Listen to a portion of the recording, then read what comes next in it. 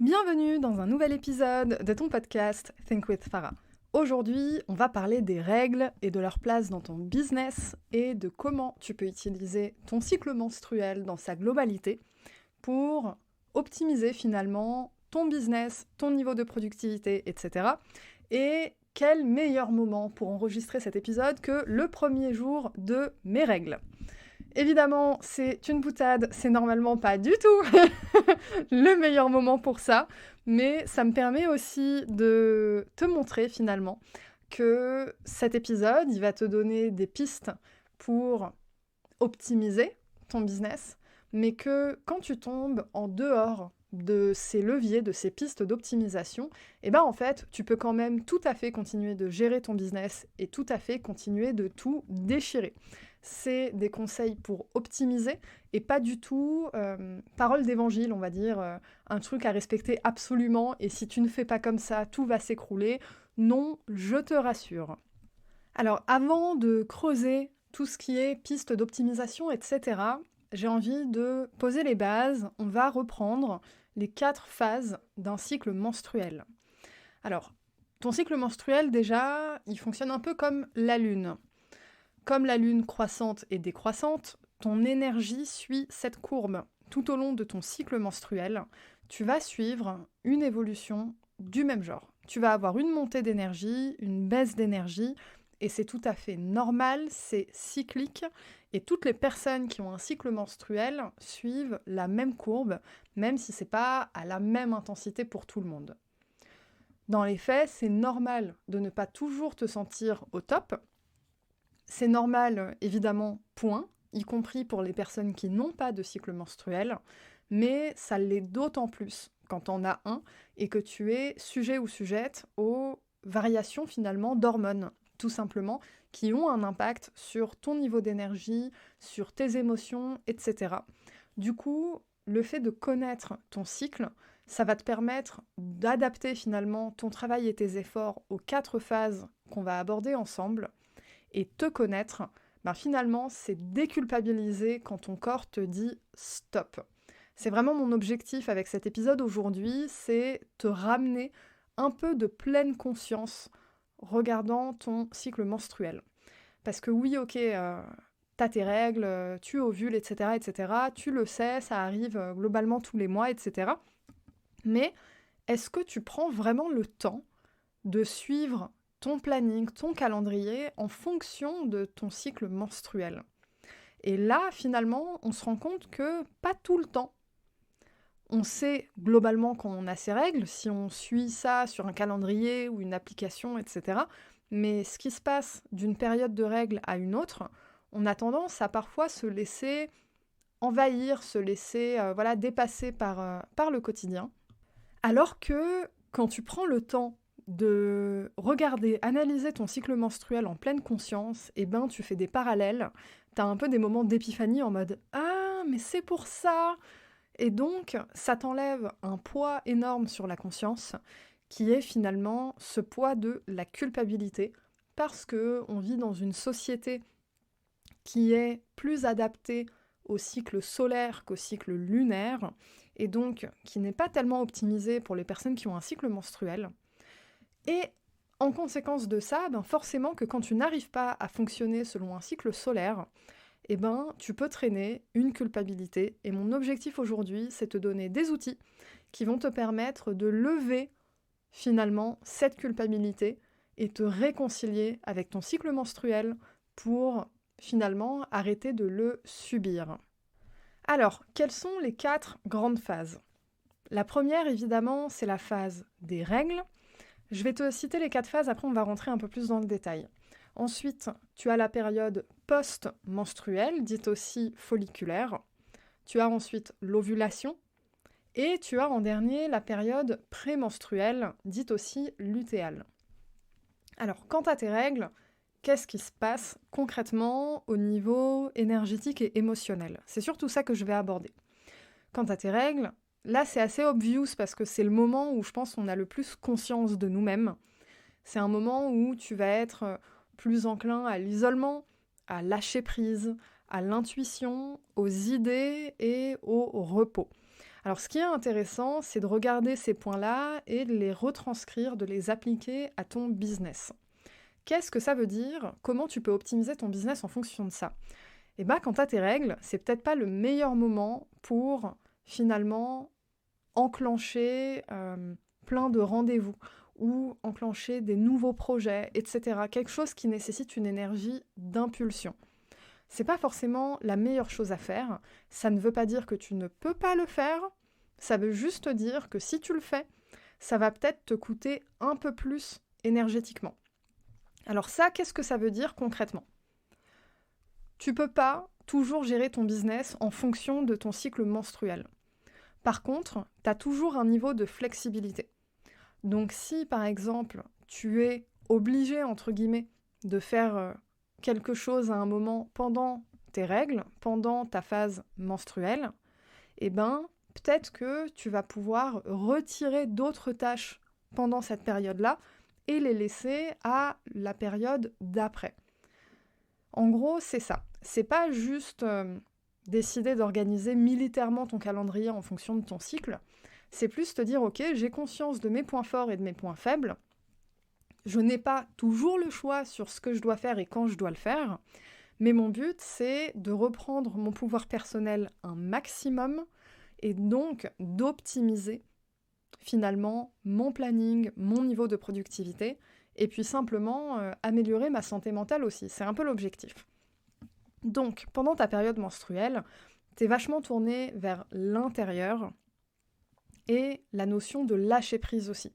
C'est un moment de repos émotionnel, de repos du corps, de repos intellectuel.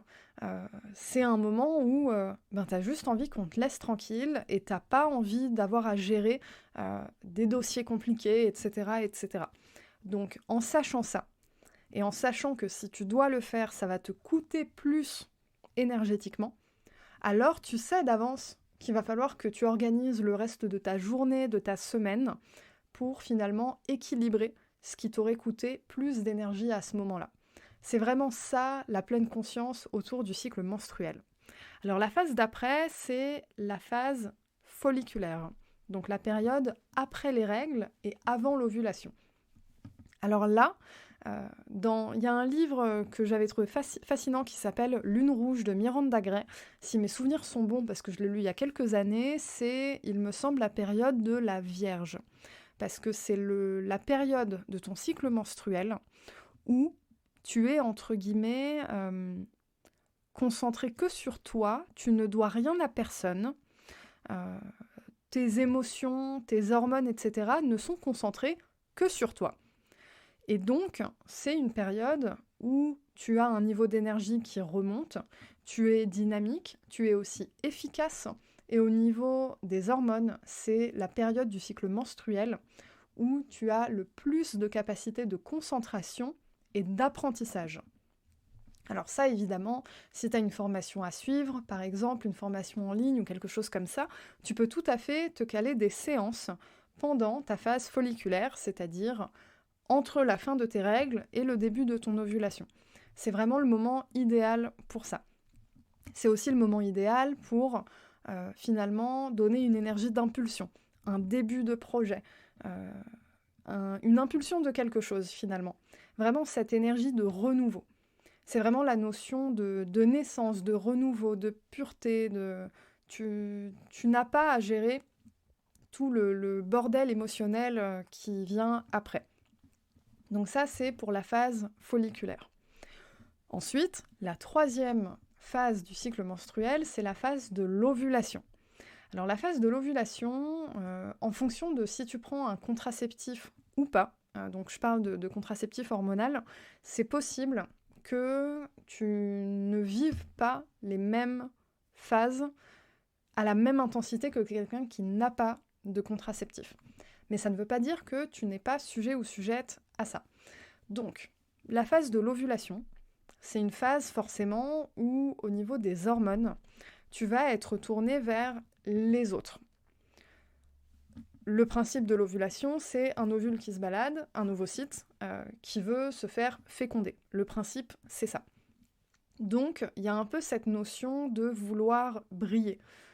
Dans ton business, ça se traduit comme ça. C'est un moment qui est parfait pour communiquer, pour faire des lives sur Instagram, pour prendre des photos, te filmer, tourner des reels, etc. Vraiment te montrer. Alors te montrer, là je parle évidemment avec ton visage, ton identité, ton corps, etc. Mais ça peut aussi simplement faire entendre ta voix si jamais tu n'es pas à l'aise avec le fait de montrer ton visage. Ça peut être le fait de communiquer plus. Créer du contenu, c'est la phase d'avant est vraiment très très puissante pour ça. Évidemment la phase d'ovulation aussi, mais il y a vraiment la notion d'ouverture vers les autres. C'est un moment idéal pour interagir, créer du lien, peut-être faire du démarchage par exemple, si tu as envie d'interviewer des gens sur ton podcast ou des choses comme ça. Il y a vraiment la notion d'expressivité, d'être tourné vers les autres, d'être communicant ou communicante et d'être énergétique. C'est une période où, au niveau énergétique, ça brûle à l'intérieur. T'as un feu intérieur qui ne veut que sortir, qui te fait rayonner, qui te fait briller. C'est vraiment ton pic énergétique dans ton cycle menstruel. Ensuite, il y a la période prémenstruelle, dite aussi lutéale. Pour les personnes qui en souffrent, c'est le fameux syndrome prémenstruel, qui est un syndrome qui secoue complètement le corps et la santé mentale et qui peut faire des vrais dégâts. Mais bon, au-delà du syndrome prémenstruel, c'est une phase qui est particulière. C'est un peu une phase où tout ce que tu as emmagasiné émotionnellement pendant les semaines précédentes vont être filtrés et ressortis. C'est une phase où on est susceptible. C'est une phase où on fait le ménage émotionnel. On est dans un état de réflexion et d'introspection. Donc on est tourné vers l'intérieur. On se prépare finalement à entrer dans la période des règles. Mais c'est aussi une phase où on est très très créative. C'est une phase idéale par exemple pour danser, pour cuisiner, pour méditer. Là, moi je sais que quand je suis dans ma phase lutéale, dans ma phase prémenstruelle, j'adore cuisiner. Ça devient obsessionnel, j'ai des idées de recettes à longueur de journée, et c'est comme ça quasiment tous les mois. Et au moment où je commence à avoir mes règles, je n'ai plus du tout envie de manger. C'est ma réalité. À toi de voir dans ton cycle menstruel, est-ce que tu as des patterns comme ça qui se dessinent ? Alors là, on parle vraiment en termes de lifestyle, entre guillemets, mais dans ton business, ça peut se traduire aussi de façon très particulière. La phase lutéale, par exemple, elle est parfaite pour les fins de projet. Quand tu as des trucs à torcher, en fait, tu as des projets à terminer, tu as besoin de boucler quelque chose, etc., etc., c'est la période idéale. Donc, par exemple, tu peux préparer, je sais pas, un lancement, un projet de communication, quelque chose, et organiser finalement la fin de cette organisation dans ta phase lutéale. Et une fois que ça c'est fait, eh ben, c'est parti pour un nouveau cycle menstruel qui démarre avec la période des règles. Comme je te l'ai dit au début de l'épisode, ces éléments de compréhension, c'est une façon d'apporter un peu plus de pleine conscience dans ton quotidien et dans ton business. Pourquoi j'insiste sur la notion de quotidien et de business ? Parce que certes, tu gères un business, mais tu es surtout une entrepreneur, et tu ne peux pas séparer les deux si tu as envie de développer ton business. Tu es obligé de t'inclure en tant que personne, et tu es obligé d'inclure finalement ton développement, ton bien-être, au même titre que le bien-être de ton business, d'une certaine manière. Et ça, si tu as un cycle menstruel, ça passe par là aussi, par exemple. Bien sûr, des outils d'optimisation, il y en a plein. Le cycle menstruel, c'est quelque chose qui t'affecte, que tu en aies conscience ou pas. Mon but, c'est vraiment t'apporter un outil supplémentaire de pleine conscience qui te permet de te réapproprier ton cycle naturel, ses évolutions, tes fluctuations d'énergie, etc.